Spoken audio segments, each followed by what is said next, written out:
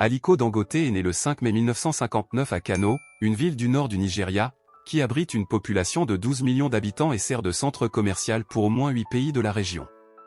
Originaire de la communauté Hausa du Nigeria, Aliko Dangote est un homme d'affaires de renom, considéré comme le plus riche du continent africain selon le classement du magazine Forbes. Il est issu d'une famille de commerçants, son père, Mohamed Dangote, étant un prospère exportateur d'arachides. Après le décès de son père en 1965, alors qu'il n'avait que 8 ans, il a été pris en charge par son grand-père maternel, Sanusi Dantata, le fondateur du marché de Dawano. Ce dernier était lui-même le fils d'Alassane Dantata, une figure qui fut jadis considérée comme l'homme le plus riche d'Afrique de l'Ouest. C'est auprès de son grand-père que Aliko Dangote a développé ses compétences en affaires. Issu d'une famille prospère de commerçants et né à Kano, Aliko Dangote avait les conditions idéales pour devenir l'homme le plus riche d'Afrique. Il a poursuivi des études en commerce à l'université prestigieuse d'Alassane du Caire. Diplômé à seulement 21 ans, il s'est lancé dans les affaires. Les débuts d'Aliko Dangote dans le monde des affaires remontent à 1977. Il a bénéficié d'un capital initial de 500 000 naira de son oncle et de 3 camions chargés de ciment offerts par son grand-père, accompagné d'un prêt remboursable sur 2 ans. À une époque où le ciment était une ressource rare et coûteuse au Nigeria, son entreprise a rapidement prospéré pour devenir la société Dangote Cement. En 1980, il a établi sa base à Lagos pour étendre les activités de son entreprise. Le coup d'État de 1983 s'est révélé être une opportunité pour lui, car la junte militaire avait incarcéré de nombreux grands entrepreneurs de la ville, ouvrant ainsi la voie à de vastes opportunités commerciales. En 1981, naissait le groupe Dangote. Il a ensuite diversifié ses investissements, notamment dans le sucre, l'importation de riz, et a également acquis une banque qui finira par faire faillite. Au cours d'un voyage au Brésil dans les années 1990, il observe que ce pays ne se contente plus d'importer des produits de base mais investit dans leur fabrication et exporte même les excédents. De retour au Nigeria, inspiré par ce modèle industriel brésilien, il se lance dans l'industrie et érige une raffinerie de sucre ainsi qu'une usine d'emballage pour les pâtes alimentaires. En plus du ciment, il diversifie ses activités en commercialisant du sucre, des pâtes, du riz, de la farine et du sel. En juillet 2007, le magazine Forbes a proclamé Oprah Winfrey comme le plus riche du monde, avec une fortune estimée à 1,5 milliard de dollars. À cette époque, bien qu'Aliko Dangote soit encore peu connu en dehors du Nigeria, il a publiquement affirmé qu'il était beaucoup plus riche qu'Oprah Winfrey. Au cours du premier semestre de 2007, Aliko Dangote a introduit 2 de ses 13 sociétés en bourse sur le Nigerian Stock Exchange. Les analystes ont alors estimé la valeur de ses parts dans ces sociétés à 10 milliards de dollars. Parmi ces entreprises, Dangote Cement est devenue la plus grande capitalisation boursière du Nigeria.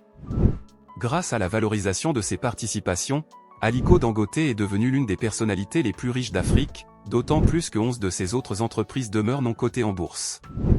En juin 2013, il devient le premier entrepreneur africain à accumuler une fortune dépassant les 20 milliards de dollars, environ 15,3 milliards d'euros. En 2014, le magazine Jeune Afrique le classe parmi les 50 personnalités les plus influentes d'Afrique à l'échelle mondiale. En août 2016, il lance SunTrust, une banque totalement numérique, visant à desservir les régions d'Afrique de l'Ouest où l'accès aux services bancaires est restreint. Le 7 octobre 2016, il est reçu à l'Élysée par François Hollande, alors président français. En tant qu'entrepreneur, il se démarque en suivant 3 principes essentiels: réinvestir ses bénéfices dans son pays plutôt que de les dissimuler dans des comptes suisses, mener une vie modeste, et se concentrer sur le marché intérieur du pays le plus peuplé d'Afrique. Son frère, Sani Dangote, joue un rôle significatif dans la gestion de ses affaires. Néanmoins, il est critiqué pour avoir éliminé des concurrents et avoir utilisé ses relations politiques, notamment avec le pouvoir en place jusqu'en 1999 et le financement de la réélection du président Olusegun Obasanjo en 2003. En 2018, Fatoumata Bah facilite une rencontre entre ce milliardaire nigérian et le président français Emmanuel Macron lors de sa visite à Lagos, au Nigeria. Il plaide en faveur de la zone de libre-échange continentale africaine. En janvier 2020, le magnate Aliko Dangote exprime son intention d'acquérir le club de football londonien Arsenal. Toutefois, cette tentative ne se concrétise pas.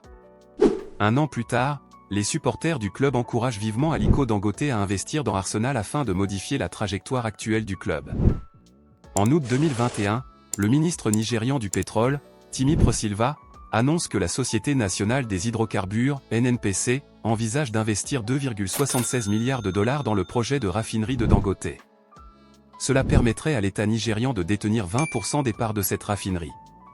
En 2018, il occupe la 100e place du classement Forbes des milliardaires les plus riches, avec une fortune estimée à 14,1 milliards de dollars.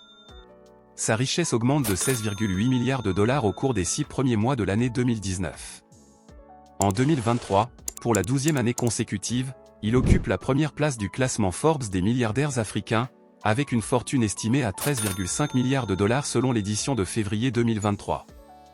En mai 2023, Dangote inaugure à Lagos une méga raffinerie qui vise à satisfaire pleinement les besoins en carburant du Nigeria et à en exporter même sur le continent.